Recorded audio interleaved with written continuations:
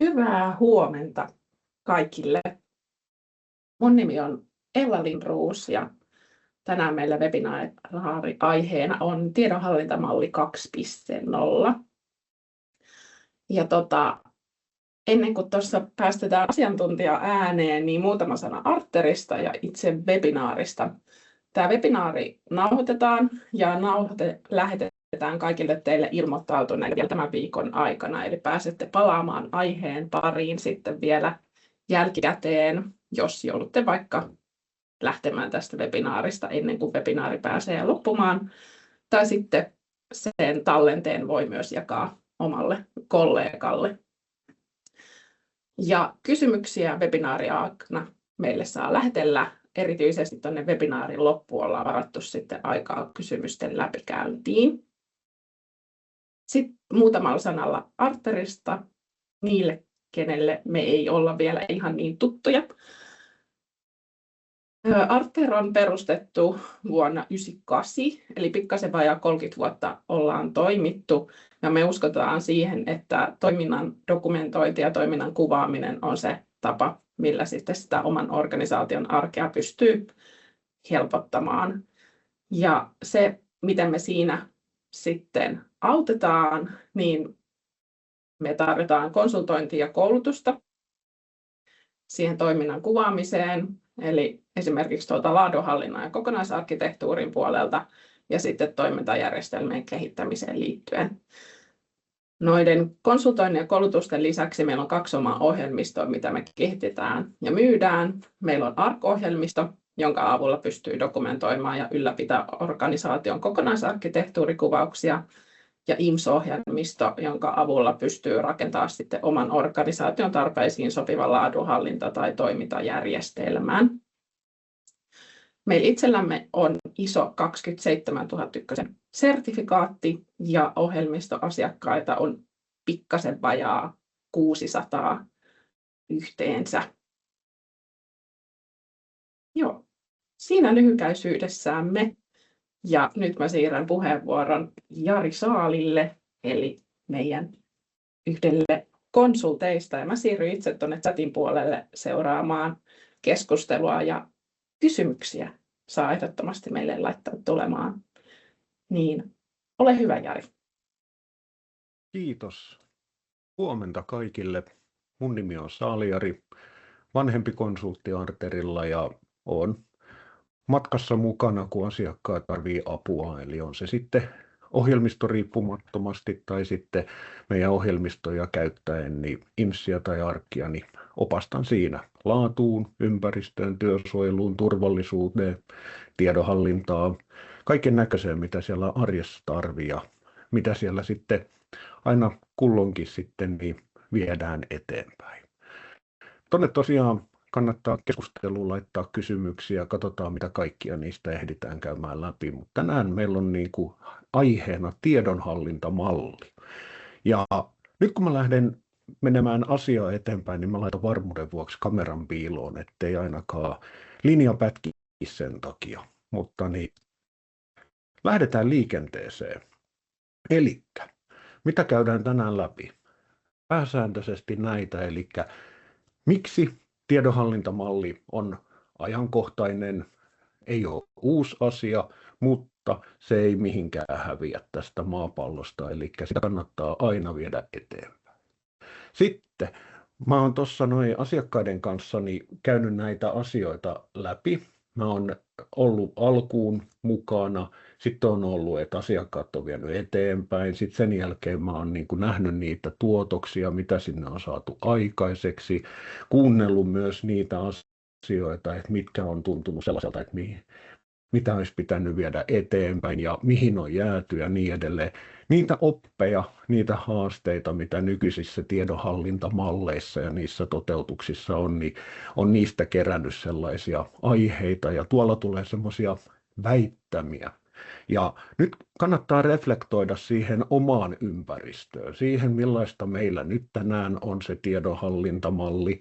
Onko jotain, mikä meillä toimii? Onko jotain, mitä meiltä puuttuu? Onko jotain, mitä meille pitäisi lisätä ja mitä pitäisi parantaa? Eli koko ajan mietitte ja pohditte tässä päivän tai sen aamun aikana, niin että miten tämä meille istuu, mikähän mahtaa olla se meidän tämän hetken tilanne. Ja sitten mä heitän muutamia tällaisia aiheita, että mitä voisi olla se seuraava askel, että tiedonhallintamalli on olemassa ja sitten niin silloin joku tehtävä tänään, mutta mitä se meille voisi tarjota? Ja sitä tarkoittaa tiedonhallintamalli 2.0. Lähdetään eteenpäin menemään ja katsotaan, että mitä saadaan aikaiseksi. Eli tiedonhallintamalli ei ole uusi juttu. Lainsäädäntö tuli, sitä on lähdetty soveltamaan, sitä on lähdetty tulkitsemaan, siitä on käyty paljon keskusteluja, mutta meidän toimintaympäristö muuttuu koko aika. Tulee uusia regulaatioita. Viime aikoina on tullut NIS 2, liittyy tietoturvaan, SER-direktiiviä, liittyy jatkuvuuden hallintaan.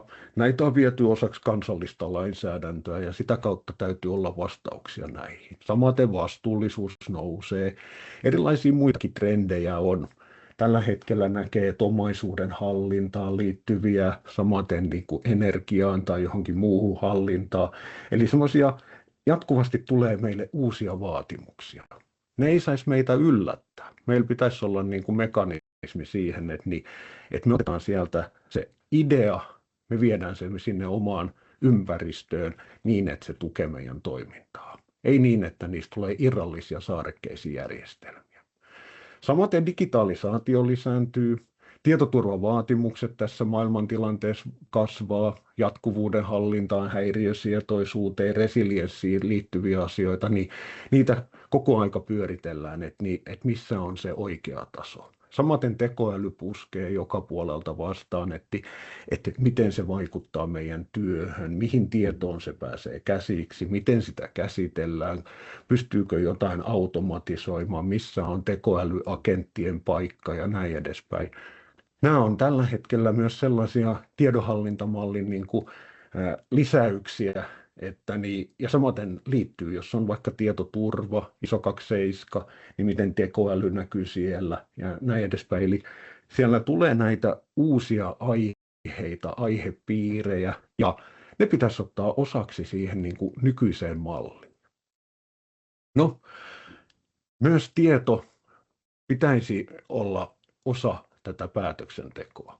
Jos meillä on vaikka jotain viitekehyksiä, niin siellä on aina erotava se, että faktaan perustuva päätöksenteko. Eli ei tehdä sellaisia hötkyileviä päätöksiä. Ollaan sen muutoksen takana, tiedetään muutoksen vaikutukset, arvioidaan niitä, että kuinka paljon täytyy kouluttaa, kuinka paljon täytyy toimintatapoja kehittää, missä täytyy tietojärjestelmiä, yhteyksiä kehittää, integraatioita ja näin edelleen. Eli semmoista faktaan perustuvaa päätöksentekoa. No mihin se perustuu? No tietoon. Ja nyt puhutaan juurikin tiedon hallinnasta, niin aika luontevaa. Sitten sidosryhmät, on ne sitten asiakkaita, on ne sitten jotain muita viranomaisia tai muita sellaisia sidosryhmiä, niin kuitenkin palveluiden kautta ne näkee meidät. Ja miten parhaiten me saadaan vastaanotettua tietoa toisesta suunnasta, miten me pystytään viemään sitä tuotetta tai palvelua tai tietoa eteenpäin, niin se on myös sitä tiedon hallintaa. Ja sitten tämä kokonaiskuva. Organisaatiot tällä hetkellä aika paljonkin kipuilee, kun mä näen niitä tuossa, niin siitä niin kuin kokonaiskuvan puutteesta. Paljon on suunnitelmia, paljon on kehitettävää, paljon on projekteja ilmassa, mutta meneekö ne kaikki synkronissa toinen toisiinsa? Tukeeko ne kaikki toisiaan? Eli niin tämmöinen kokonaisarkkitehtuurillinen näkemys nivoutuu tähän tiedonhallintamalliin aika vahvasti. Eli ei tehdä erikseen sitä kokonaisarkkitehtuuria, järjestelmän toiminnan kehittämistä, vaan toisiaan tukien viedään näitä eteenpäin. No, mitä sitten on niitä oppeja? Eli niin, laki tuli, mutta aina pitäisi muistaa se, että kaikki sellaiset vaatimukset, joita ei ole kirjoitettu meillä organisaatiossa, niin ne yleensä aina luo sitä minimitasoa. On se sitten iso standardi, on se sitten laki tai joku muu. Eli niin, jos me lähdetään aina toteuttamaan sitä minimiä, niin me saadaan myös minimi. Eli näitä pitäisi aina sitten lähteä niin kuin tulkitsemaan niin, että tämä on meille vaatimus, meidän täytyy täyttää se, mutta miten me tehdään se täyttäminen meidän ehdoilla niin, että me saadaan siitä hyöty irti. Ja tässäkin on se, että tosi monelle tiedonhallintalaki tuli eräällä tavalla, että se otettiin pakkona. Se otettiin sellaisena, että no tehdään sen verran, kun laki vaatii. Mutta se olisi pitänyt ottaa sillä, että otetaan se hyöty. Et nyt kun me tätä tehdään, niin miten me organisaatiossa saadaan tästä se hyöty, että meillä on parempi tulevaisuus. Eli yleensä se tarkoittaa vähän enemmän jossain kohtaa kuin pelkkä se minimi. Sitten muita oppeja ja haasteita, mitä mä oon havainnut tässä, niin hyvin useasti se on vähän niin kuin sellainen dokumenttipainotteinen. Samaten, onko johto ottanut sitä käyttöön? Tässä on kuitenkin tiedonhallintalaissa ja siellä on se muutoksen arviointi, se suunta, mihin suuntaan viedään ja kuka sitten vie sitä meidän organisaatio oikein suuntaan, niin se pitäisi olla johto ja johdon esimerkillisyys ja johdon suunta ja yhteistyö. Niin ottiko johto esimerkiksi tiedonhallintamallin käytönsä?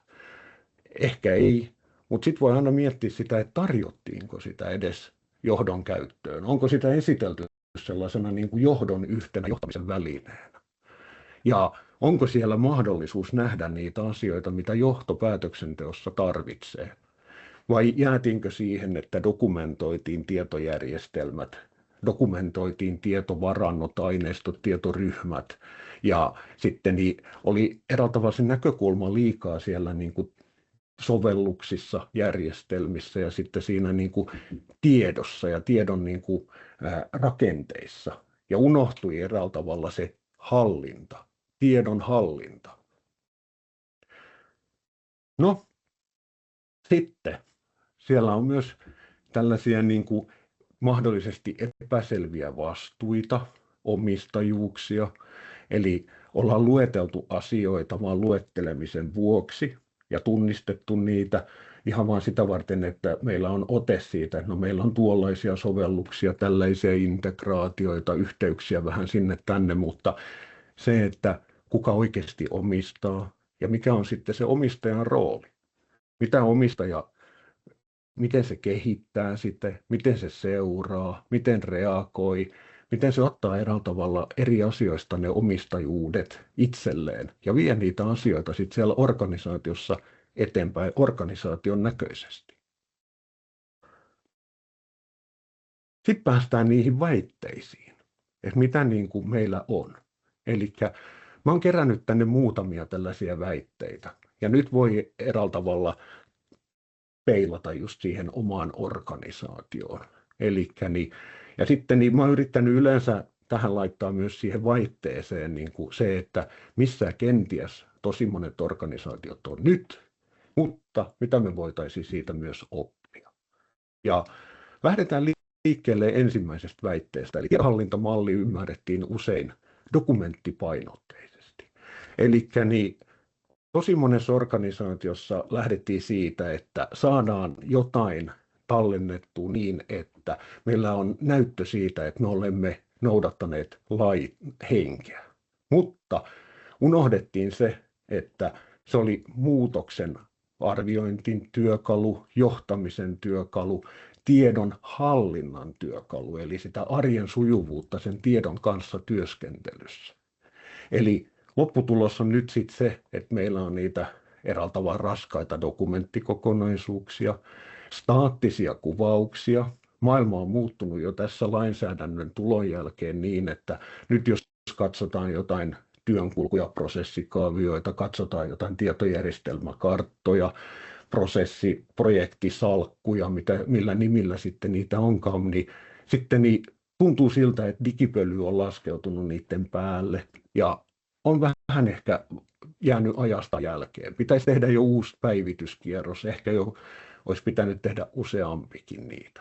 Samaten se kytkös sinne arjen toimintaan, päätöksentekoon, niin se saattaa vähän ontua Eli päätöksiä tehdään niin kuin ennenkin ja unohdetaan eräällä tavalla käyttää se tiedonhallintamallin sisältö siihen niin kuin päätöksen tueksi, että tehdään niin kuin päätös jostain muutoksesta, unohdetaan, että sen takana oli vaikka jotain integraatioita, niidenkin muokkauksella on hinta ja sitten eräällä tavalla yllättää aina sitten se muutos, että niin ei se mennytkään niin helposti kuin me ajateltiin läpi.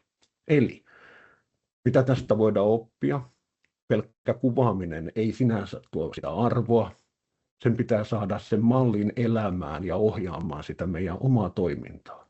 Eli se pitäisi viedä sinne ja liittää osaksi sitä meidän toimintakulttuuria, kehittämisen kulttuuria, ja se toimii yhtenä tukena se tiedonhallintamalli siihen, että me tehdään oikeita päätöksiä oikeaan aikaan.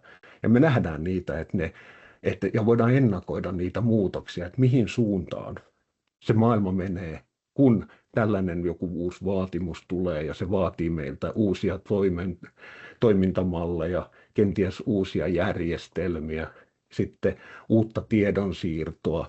Ja otetaan nyt esimerkiksi vaikka, että tulee uusi joku tekoälyagentti käyttöön tai sellainen, niin että se tulee hallitusti ja kontrolloidusti, niin se vaatii sitä haltuunottoa, miten sitä tietoa hallitaan nyt, miten sitä tietoa halutaan hallita tulevaisuudessa. Väite 2.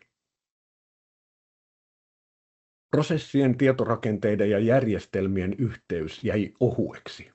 Elikkä sinänsä niitä tiedon elinkaaria kuvattiin, mutta sitten jäikin vähän kenties ontumaan se, että missä työnkuluissa, missä prosesseissa sitä tietoa käytettiin, missä luodaan, missä muokataan, missä sitä editoidaan, säilötään, miten sitä tuhotaan, poistetaan, salataan, mahdollisesti tietoa siirretään ja niin edelleen.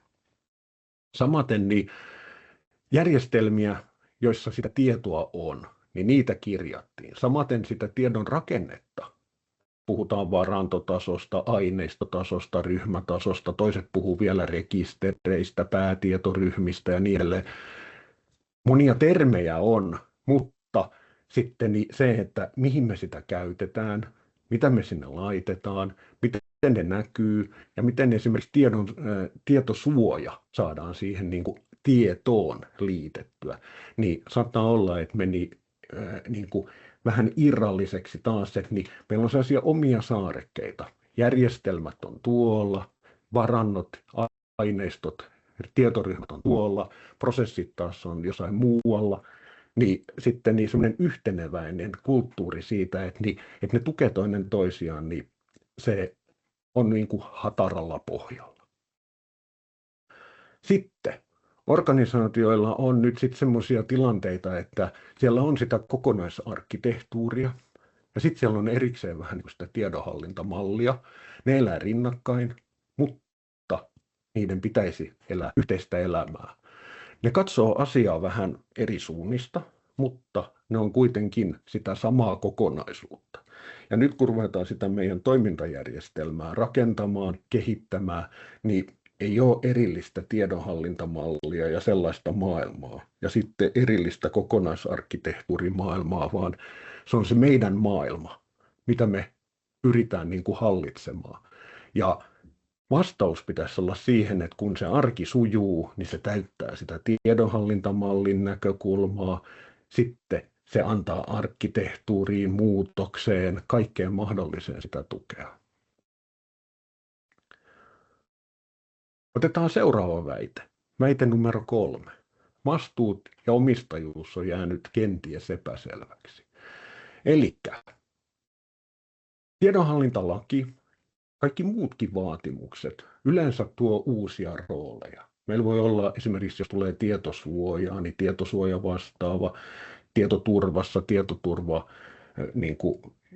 päällikkö tai joku muu vastaava, työsuojelussa työsuojeluun liittyvät roolit. Samaten tiedonhallintalaissa niin tunnistetaan erilaisia uusia rooleja, mitä kenties on ollut. Ollaanko käyttämässä tietoa, ollaanko rekisterinpitäjiä, mitä sitten kulloinkin ollaankaan. Mutta niin se, että mitä se omistaja oikeasti tekee. Mikä esimerkiksi on sen tiedon vastaavan rooli versus sitten, mikä on esimerkiksi niin itse sen sovelluksen järjestelmän vastaavan rooli. Kuka kehittää sovellusta?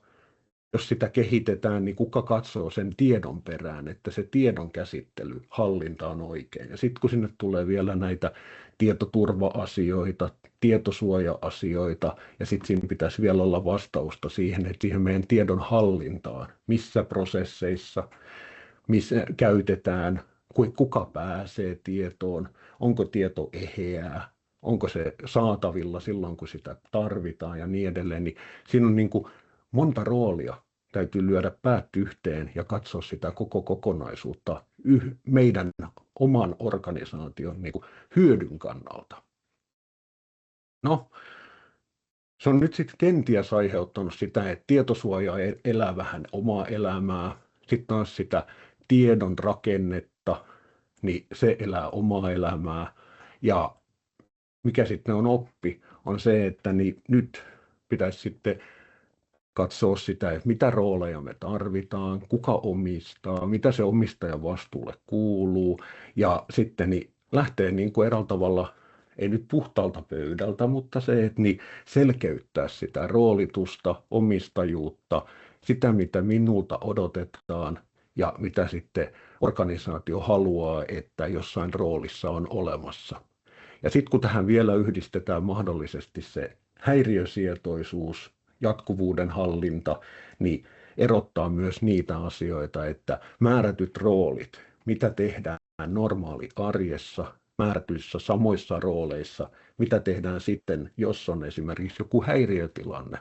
Täytyy varautua johonkin tai sitten lähteä korjaamaan jotain, niin ei välttämättä ne arjen perustehtävät ei ole siinä kohtaa sitten ne tärkeimmät, vaan siinä on sitten se eräällä tavalla, että me nostetaan järjestelmät ylös hallitusti, me saadaan niin kuin mahdollisesti häiriötilanne tyylikkäästi hoidettua.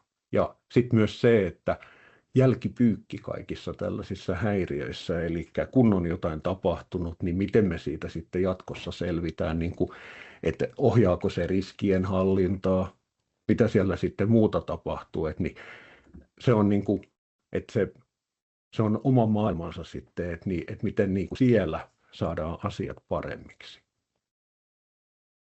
Otetaan sitten vielä yksi väite.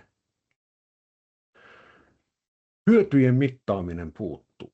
Eli niin ensin ajateltiin, että tiedonhallintamalli nopeuttaa tiedon löytymistä, selkeyttää sitä, parantaa päätöksentekoa ja tukee digitalisaatiota. Et meillä on niin kuin hyvä ote siitä, että millaista tietoa me käsitellään, missä sitä käsitellään, missä yhteyksissä, mutta niin nyt lopputulos kenties on sitten se, että huomataan, että ne saarekkeet syntyivät, mutta sitten jotenkin puhti loppui kesken, että ei saatu vietyä sitä niin kuin siihen maaliin asti, että me saataisiin se kaikki hyöty, eli jäätiin siihen, että jossain ylläpidetään järjestelmiä, jossain sitten sitä tiedonrakennetta ja toiset hoitaa sitten niitä prosesseja ja palveluita ja jossain ehkä nurkassa hoidetaan sitä strategiaa ja muutosta ja tämän tyylisiä asioita. Ja saatiinko johto mukaan vielä, jotta se olisi niin kuin, että saataisiin kaikkien nenät näyttämään samaan suuntaan kehitystyössä ja näin edespäin. Eli varmasti jäi parantamisen varaa, jotta saadaan ne oikeat hyödyt. Ja unohtuu aina välillä varmaan se, että muutos ja sen muutoksen hallinta, muutoksen arviointi, niin se oli yksi semmoinen tärkeä asia tässä tiedonhallintalaissa, että niin ei se, että me saadaan dokumentaatio, vaan se, että dokumentaatio oli alku ja sitten me oltaisiin saatu siihen se hyvä muutoksen hallinnan kulttuuri, joka ottaa huomioon sitten riittävästi asioita. No, tähän kytkeytyy tosiaan muutoksen hallinta. Sitten kun muutokset on hallittu ja hyviä, niin se yleensä takaa myös sitä laadukasta tekemistä. Ja sitten taas niin, kun me tehdään asioita laadukkaasti, niin miten me tehdään myös niitä silti tehokkaasti. Sitten se, että jatkuvasti meillä tuossa rinnalla elää tämä riskienhallinta, plus muita asioita, mitä sitten siellä organisaatiossa onkaan tärkeitä. Niin niitä pitäisi sinne kulttuuriin niin lisätä. No, lähdetään tutkimaan sitten, mitä muuta tässä voisi olla. Elikkä nyt jos nykytilanne on tiedossa, toisilla se on hyvää, toisilla on varmasti paranneltavaa, ja nyt sitten niin se, että millainen se seuraava kehitysvaihe voisi olla. Eli niin lähteä siitä, että se laki on olemassa ja se meitä velvoittaa, niin sehän täytyy sinänsä täyttää. Mutta kuinka me se laki täytetään, niin hyvä olisi, että se täytettäisiin meidän ehdoilla. Ei vaan niin, että me täytetään niin kuin lain kirjain ja sitten sen jälkeen arki on jossain muualla ja lainkirjain on sitten paperilla, vaan se, että koska se täytyy täyttää se vaatimus, niin se kannattaa täyttää niin, että se tehdään meidän ehdoilla ja se meidän arki sujuu niin, että lakikin täyttyy, koska laki on minimi, isostandardit on minimi, niin sen takia yleensä se sujuva arki ja semmoinen niin kuin fiksu tekeminen, niin se menee vähän yli näiden niin kuin vaatimusten, mitkä on minimejä, että tehdään sitten meidän näköinen hyvä ratkaisu. Sitten lähdetään pohtimaan sitä, että miten se tiedonhallinta ja tiedonhallintaan niin kuin liittyvät asiat niin tukee meidän sitä tavoitteellista tekemistä, kehittämistä, päätöksentekoa. Eli saadaan se suunta, johtaminen ja sille niin kuin niitä välineitä, että me tiedetään, että jos me tuohon suuntaan mennään, niin me ollaan oikealla tiellä. Me pystytään arvioimaan, että kuinka paljon esimerkiksi täytyy henkilöstöä kouluttaa, miten täytyy ottaa toimittajat mukaan, miten me esimerkiksi jotain yhteyksiä parannetaan, miten arkea muutetaan, eli sitä toimintamallia. Eli siitä tulee semmoista kokonaisvaltaisempaa kehittämistä, että ei vain yksittäisiä asioita, vaan me nähdään se kokonaisuus, ja sitten me pystytään myös ennakoimaan niitä riskejä. Me tiedostetaan, mikä on uhkaa, me tiedostetaan, mitkä on nämä mahdollisuudet, mitä meillä tässä muutoksessa on, ja sitä kautta me pystytään sitten seuraamaan sitä oikeanlaista muutosta eteenpäin. Tarvitaan siis kenties käytännöllisempi elävä malli, pois niistä staattisista kuvista. Mennään siihen, että ne, mitä me kerätään siellä tiedonhallintamallissa, niin ne on sellaista, mistä me aktiivisesti pidetään huolta ja pidetään ne ajan tasalla. Yksi oppi myös, mitä en ole kirjoittanut tuohon, on yleensä se, että kun lähdettiin liikkeelle silloin joskus, niin innostuttiin. Kerättiin jostain vaikka tietojärjestelmistä paljon erilaista sellaista tietoa ja nyt kenttiä, attribuutteja. Ja nyt sitten jälkeenpäin ollaan huomattu, että eihän me niitä välttämättä tarvittukaan siihen päätöksentekoon. Ei me tarvittu sitä tässä tiedonhallintamallissa. Tämmöinen kehittäminen on välillä myös joistain asioista luopumista.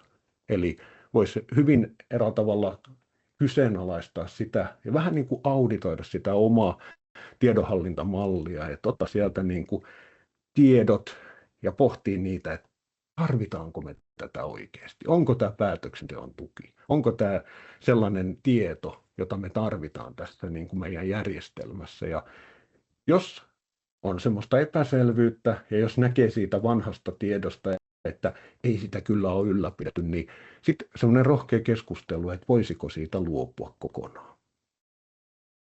No, tiedonhallintamalli 2.0.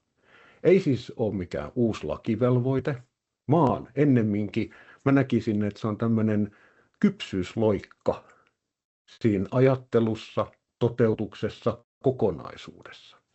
Ja ei yksittäisiä dokumentointisaarekkeita, vaan tällainen organisaation kannalta pohdittu kerroksellinen kokonaisuus. Siellä pitäisi olla menetelmiä, siellä pitäisi olla työkaluja, siellä pitäisi olla vastauksia johdolle, siellä pitäisi olla vastauksia arjen pyöritykseen, sinne toimintaan. Siinä pitäisi vastata ja antaa näkemyksiä ICT:lle tai jollekin muulle tai järjestelmäarkkitehtuuri-ihmisille. Ja sen pitäisi antaa myös välineitä sinne missä sitä tietoa hallitaan, sitä rakennetta pohditaan ja näin edespäin. Eli ohjausväline, johtamisen väline, kehittämisen väline ja sitten niin tällainen, että me nähdään, että se tieto on meille omaisuutta, se on meille strateginen niin kuin resurssi, mitä meidän täytyy yhdessä hallita nyt ja tulevaisuudessa. Mistä se tiedonhallintamalli sitten 2.0 voisi koostua? No, ensimmäinen asia, siinä on se hallintamalli. Eli meidän täytyy hallita jotain asiaa, eli mikä on se toiminta? On se sitten palveluita, prosesseja, mitä se ikinä onkaan, niin missä me käytetään sitä tietoa? Sitten, sen jälkeen siinä on toi tiedon hallinta. Niin, missä se tieto luuraa? Millainen on se tiedon rakenne? Onko meillä varantoja, tietovarastoja, aineistoja, ryhmiä? Miten sitä niin kuin voi lähestyä niin, että se tukee meidän toimintaa? No, jotta näille saadaan liima tuohon väliin, niin me tarvitaan yleensä niitä kanavia ja niitä järjestelmiä, sovelluksia, joilla pääsee sitten siihen tietoon käsiksi siellä toiminnassa. Mutta sitten siellä myös taustalla tapahtuu tiedon välitystä eri järjestelmien välillä ja integraatioita ja näin edespäin. Ote näistä. Ja ne ei ole niin kuin erillisiä, vaan nuo pilvet on toisissaan kiinni.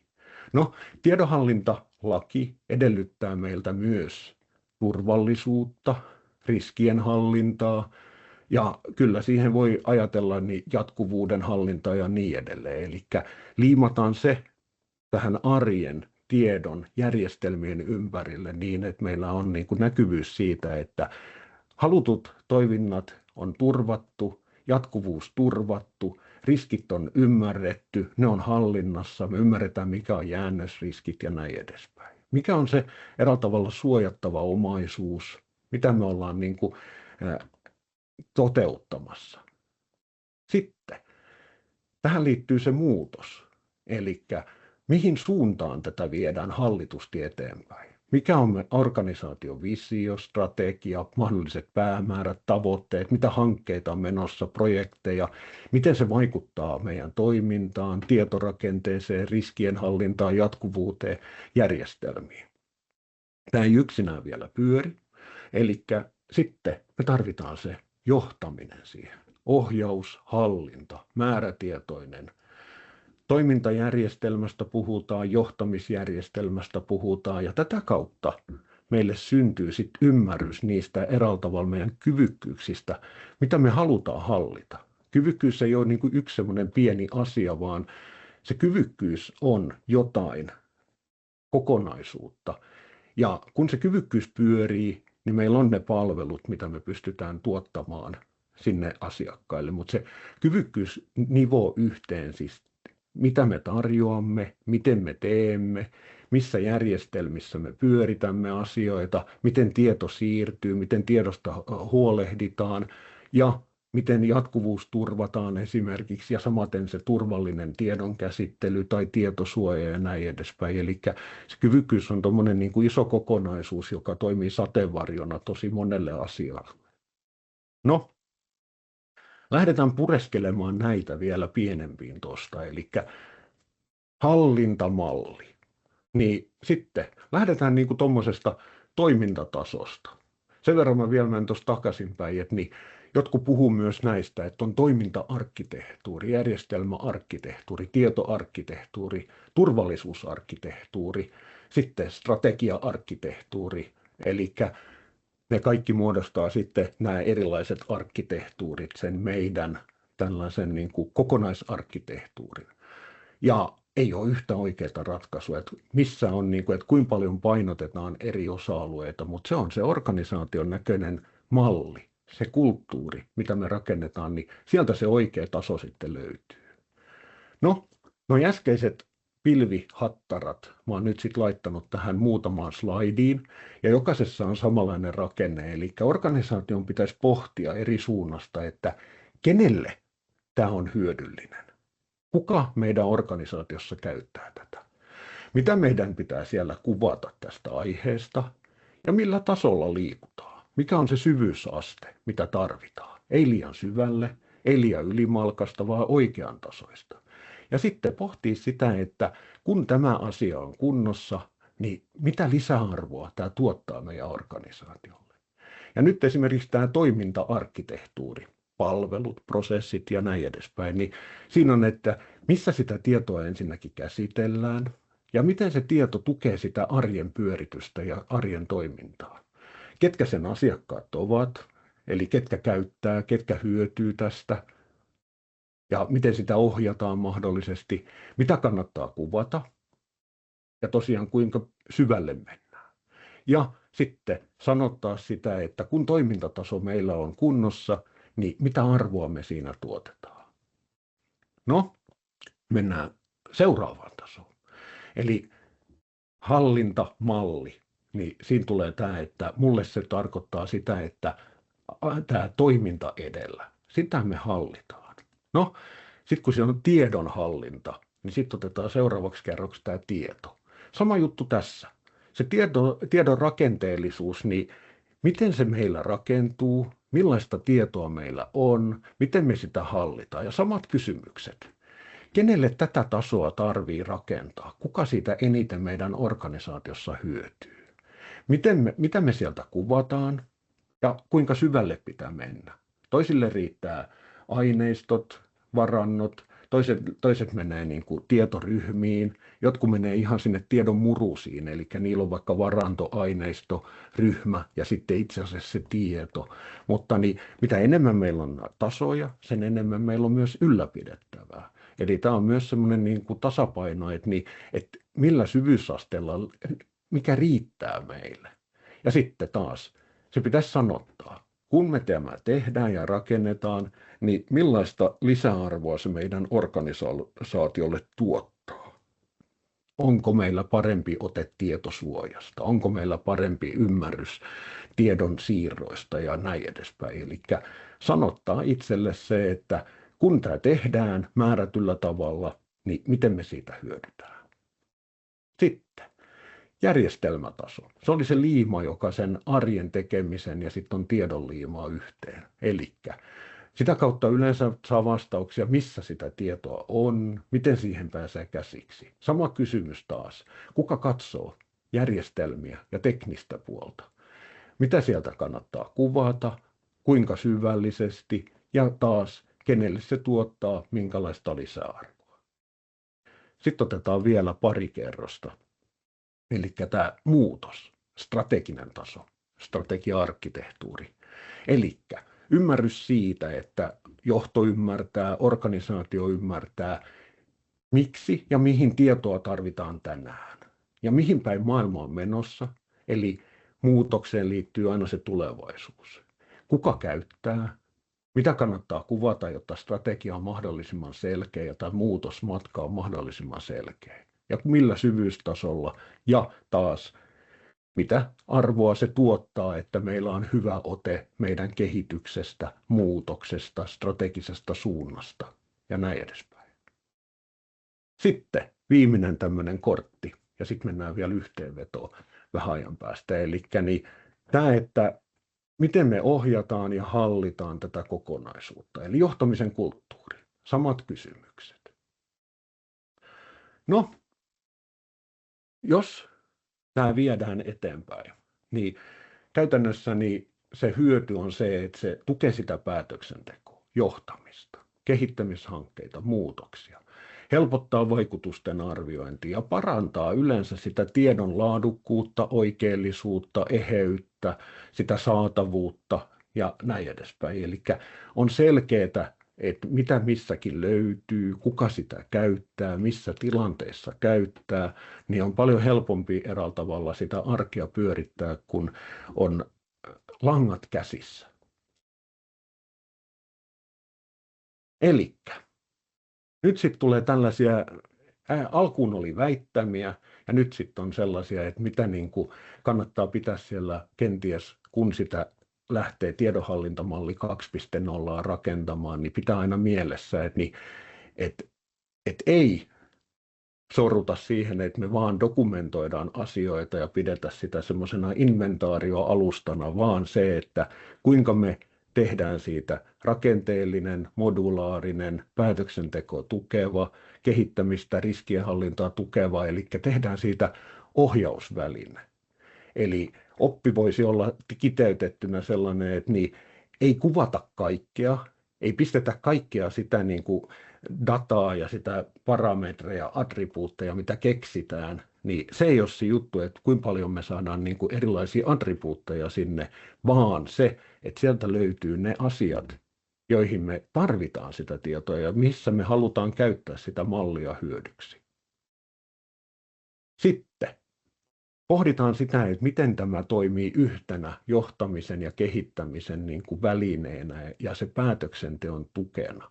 Eli niin, kun meillä on jotain siellä järjestelmissä, niin sitten se meidän niin kuin tiedonhallintamalli vastaisi esimerkiksi kysymyksiin, että mitä tietoa me tarvitaan tavoitteiden saavuttamiseksi, missä on sitä kriittistä tietoa. Ja sitten, miten tämä tieto kytkeytyy siihen, että kun me jotain kehitetään, niin me saadaan siitä niin kuin kytkös sitten sinne niin kuin muutokseen ja näin edespäin. Sitten selkeä tämmöinen tietojohtamisen näkökulma. Eli niin meidän niin kuin se tieto, se on se, minkä varassa me eletään. Meidän palvelut rakentuu siihen, että oikea-aikaisesti tehdään oikeita asioita ja sitten asioita jää talteen, että mitä ollaan tehty ja näin edelleen. Se toimii tällaisena yhtenä hyvänä resurssina, mihin meidän täytyy luottaa. Eli tiedon laatu, sitten yhteentoimivuus, sitten se, että meillä on niin kuin luotto siihen ja me voidaan rakentaa niitä automaatioita, tekoälyä ja mahdollisesti ynnä muuta siihen niin kuin tietoon varaan nyt ja tulevaisuudessa. Ja tiedonhallintalaki sinänsä on se minimi ja sitten se ei ole se tavoite, että me täytetään aina minimi. Koska jos me täytetään minimi, niin me saadaan aina vain sitä minimisuoritusta. Eli pitäisi tehdä taas se, että mitä me tarvitsemme niin, että toi minimikin täyttyy. Ja ei minimi yleensä paljoja vaadi. Että se, että yleensä se normi-arki tarvii vähän enemmän kuin sen minimin. Nyt sitten tällainen pieni yhteenveto. Eli opit tähän asti. Laki sinänsä oli hyvä, että se tuli, lähdettiin liikkeelle, ollaan tehty minimiä, nyt olisi ehkä se 2.0 aika ja ottaa opit siitä, että mikä meillä meni hyvin, mitä meiltä puuttui, mitä meidän kannattaa parantaa ja lähteä tekemään sitten sitä tiedonhallintamallia 2.0. Ja sitten välttää sitä, että siitä tulee semmoinen niin kuin dokumentaatiomammutti, vaan se, että siitä tulisi arjen työkalu. Ja aina kun me tehdään päätöksiä, me muistettaisiin, että ai niin joo, meillähän on sitä hyvää tiedonhallintamallia rakennettu. Mitäs sieltä me voidaan oppia, että tämmöinen muutos, mihin ne vaikuttaa. Ja tuoda sitä niin kuin siihen arjen päätöksenteon ja sitten siihen johtamisen päätöksenteon tueksi. Ja nähdä se tieto sellaisena niin kuin arvokkaana asiana, mistä meidän on hyvä pitää huolta. Että se ei ole vaan semmoinen pakkopulla, joka täytyy tehdä pois alta ja sitten keskitytään sen jälkeen arjen pyörittämiseen. Että se arki pyörii kuitenkin sen tiedon varassa, puolin ja toisin. Näin. Nyt olisi aika kysymyksille ja kommenteille.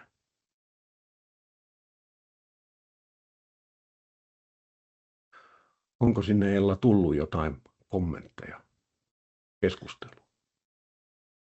Ei ole tullut, mutta mulla olisi sulle, no nyt rupesi tulemaan kysymyksiä. Täällä on kysymys, voitko näyttää arkkia työkaluna?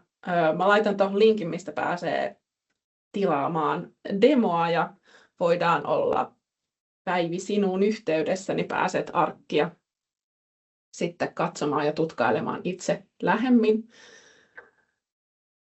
Ja sitten tuli Pirkolta tämmöinen kommentti, että kaipaisin Arterilta teoriaosuuden lisäksi konkreettisia visuaalisia malleja, miten käytännössä arkissa tulisi kuvata nämä toimintajärjestelmät ja tietorakenneosiot. Onko kyseessä taulukkonäkyminä, yhteyskaavioina toteutettuja kuvauksia? Minkä näköisiä visuaalisesti nämä mallit arkin käyttöliittymässä tulisi olla ja miten niiden välille rakennetaan yhteydet? Joo, ja tuossa onkin jo mainittu, että kyllähän se perustuu arkkia käyttäessä esimerkiksi just määrättyihin taulukoihin, mutta se, mitä on tosi monella esimerkiksi nyt tehty, on se, että siellä on useampia taulukkoja. Eli se, että jos aikaisemmin on ollut semmoinen iso lakana, kaikille tuttu varmaan tietojärjestelmät ja jotkut puhuu tietojärjestelmäsalkusta ja valtava, niin sitten tehdään niitä niin, että henkilöt näkee eräällä tavalla sen, mikä heitä kiinnostaa. Siellä voidaan käyttää niitä suodatuksia, siellä voidaan käyttää valikoiden sitä, että mitä kenttiä näytetään. Että arkkitehdit voi olla, että ne näkee ison lakanan ja sitten joillekin näytetään pienempiä. Sitten esimerkiksi arkissa käyttäen niitä automaattisesti luotuja karttakaavioita, niin ne selkeyttää taas sitä niin kuin fokusta ja niihin, jos laittaa ja sopivasti soveltaa esimerkiksi niitä pudotuslistan arvoja, että saa niitä dynaamisia korostuksia. Ja sitten välillä tehdään ihan niitä staattisia kaavioita, eli piirrellään ja selkeytetään jotain, tehdään kerrosnäkymiä määrätyistä asioista ja sitten luodaan myös useampia niitä etusivuja. Eli tuossa yhdellekin kaupungille rakenneltiin sitä, että mitä tarkoittaa yhteiset palvelut, mitä tarkoittaa se opetuksen ja sivistyksen puoli ja sitten heille tehtiin heidän näköiset etusivut, missä se iso tietomassa on niin kuin yhteistä, mutta sitten se tuodaan niin kuin sen sidosryhmän tai sen niin kuin toimialan näkyväksi, vaan se, että niillä on kyllä mahdollisuus päästä kaikkeen muuhunkin dataan. Joo.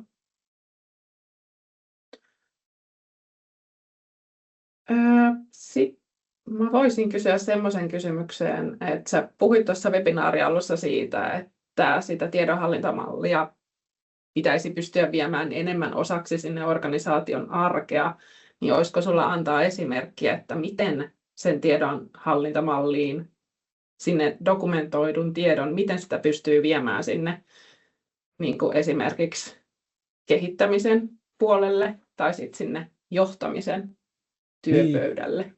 Ja mä näkisin sen siinä, että se voisi olla jo ihan perehdyttämisestä lähtien niin kuin sellainen, että mitä meillä on siellä, että arjen toimintoja, mitä tietoa käsitellään, niin se lähtee jo ihan sieltä perehdyttämisestä liikkeelle. Ja sitten kun taas tulee jotain muutoksia, niin tullaan sen niin kuin rakenteen äärelle ja lähdetään niin kuin pohtimaan sitä niin kuin useammasta suunnasta, että mitä tämä muutos meille tarkoittaa. Ja muistutetaan aina itseämme siitä, että siellä on kuitenkin taustalla on ihmiset, siellä saattaa olla toimittajia, siellä on niin kuin monta osapuolta, mitkä sen muutoksen äärellä on, että se ei ole joku vaikka tietojärjestelmä vaihtuu, niin se ei ole vaan, että se tietojärjestelmä vaihtuu, vaan siellä on ne prosessit, siellä on ne käyttäjät, siellä voi olla sidosryhmät, siellä voi olla jotain vaikka integraatioita ja siellä on niin kuin monia kytköksiä, että sitä tietoa täytyy katsoa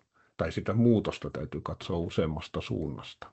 Ja sitten kun niitä vielä katsotaan, niin kuin, että joku strateginen muutos, niin sehän voi olla strategia kirjoitettu vaikka 5 vuodeksi tai 10 vuodeksi, niin se tarkoittaa muutosmatkaa, jolloin siinä täytyy eräällä tavalla pysäköidä niitä erilaisia muutoksen äärelle, että nyt meillä on tämä tilanne ja sitten muutoksen jälkeen ollaan tossa, jota seuraa seuraava, että ne tulee myös niin kuin hallittua ja tässä on sitten taas, että sitten siihen tulee viestintä, eli sitten se, että kun henkilöstöä täytyy niin kuin kertoa ja pitää mukana siinä muutoksessa, niin tähän kytkeytyy myös sitten hyvin pitkälti sitten se viestinnän kulttuuri ja viestinnän hallinta.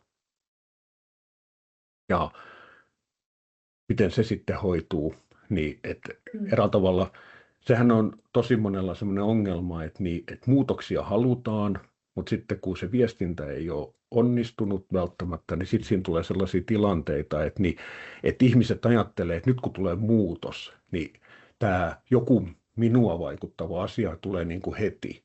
Ja sitten se voi ollakin esimerkiksi, että ensin tehdään jotain muita muutoksia, ja sitten vasta tulee se, joka vaikuttaa omaan työhön, mutta jos se olisi viestitty heti alkuun, että nyt tehdään tämä ja se keskittyy tuohon. Sen jälkeen tulee seuraava muutos ja seuraava muutos, niin pystyisi eräällä tavalla niin odottamaan sitä muutosta, eikä niin, että pettyy, että no ei se muutos tullutkaan ja tämä arki ei nyt vielä muuttunutkaan, vaikka puhuttiin, että nyt homma rupeaa muuttumaan. Että täytyisi olla semmoista pitkäjänteistä strategista viestintää ja tämä niin kuin nivoutuu myös siihen.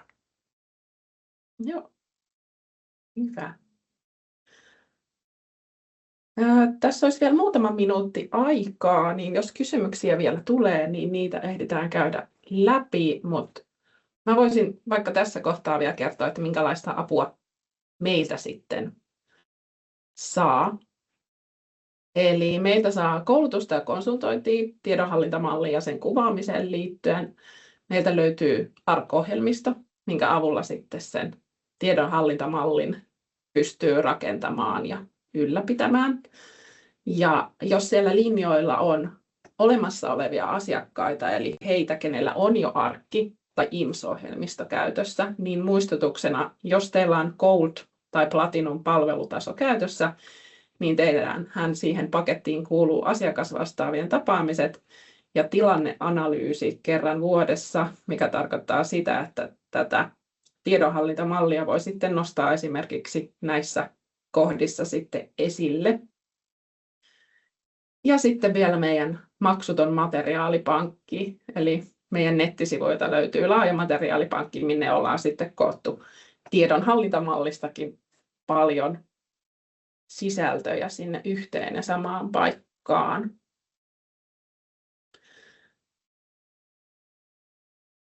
Joo, muutama kommentti vielä tuli Tiinalta tämmöinen, että tiedonhallintamalli on monesti niin abstrakti asia, että selkeä ja käyttäjäystävällinen visualisointi on minusta osittain tiedonhallintamallia 2.0. Täysin samaa mieltä Tiinan kanssa. Sitten Matleenalta on vielä tämmöinen kysymys, että kerrotteko, miten toteutatte palveluiden tiedonhallinnan arkilla? Olisiko sulla, Jari, tähän lyhyttä vastausta? No ensin tuohon Tiinalle, että niin toi on tosiaan tiedonhallintamalli on monesti abstraktia ja ei välttämättä koko henkilöstön kanssa kannata edes puhua suoraan, että tämä nyt olisi tiedonhallintaa tai malliin liittyvää. Että välillä just tämmöinen joku vaatimus on ehkä hyväkin laittaa sinne taustalle ja sitten sanottaa se oman organisaation niin kuin mukaan ja kuvata sitten niin kuin se parhaiten organisaatiolle näkyy ja sitten jotkut tietää, että tämä liittyy nyt siihen tiedonhallintamalliin ja tämä toteuttaa sitä ja tämä on enemmän sitten taas kokonaisarkkitehtuuria. Mutta hyvä visualisointi on aina hyvä. Se on parempi kuin 1000 sanaa, että hyvä kuva. Ja sitten taas toi palveluiden tiedonhallinta arkissa, niin yleensä se tarkoittaa sitä, että me mallinnetaan niitä palveluita, me voidaan kuvata niitä palveluita ja sitten me ruvetaan sitten pohtimaan just sitä, että mikä on niiden palveluiden ne rajapinnat, että tarvitaanko esimerkiksi jatkuvuuden hallintaa siihen, tarvitaanko, miten esimerkiksi palveluissa, niin kuin, että onko se ryhmitelty, sitten siihen tulee just se, että onko siellä eri toimialoja, onko tuotteita vai onko puhtaita palveluita vai onko niiden sekoituksia ja sitten se, että miten niitä palveluita halutaan kehittää, mitkä on palvelut nyt, mitkä on sitten taas niitä asioita, että halutaanko mennä uusille markkinoille, onko tulossa uusia vaikka tehtäviä, mitkä tarkoittaa uusia palveluita esimerkiksi määrätyille julkisorganisaatioille, että ei ole yhtä oikeaa mallia, mutta se on vähän niin kuin, että palvelukartta on sinne meidän sidosryhmien suuntaan ja prosessikartta on taas sitten sinne meidän henkilöstön suuntaan, eli palvelut kuvataan sillä hengellä, että mitä meiltä saa, mitä me tarjoamme markkinoille tai asiakkaille tai jonnekin muualle. Ja sitten taas niin toiminta, se arki, se prosessit, työnkulut, niin se on sitten taas, että miten me tehdään asioita. Eli siinä on semmoinen hiuksen hieno ero. Lämmin kiitos kaikille, ketkä olette tänään täällä aamulla ollut meidän kanssa webinaarissa mukana. Ja kiitos Jari, että sä olit tässä asiantuntijana kertomassa näitä asioita meille. Kiitos kaikille ja hyvää päivänjatkoa. Moi moi. Kiitos. Moi moi.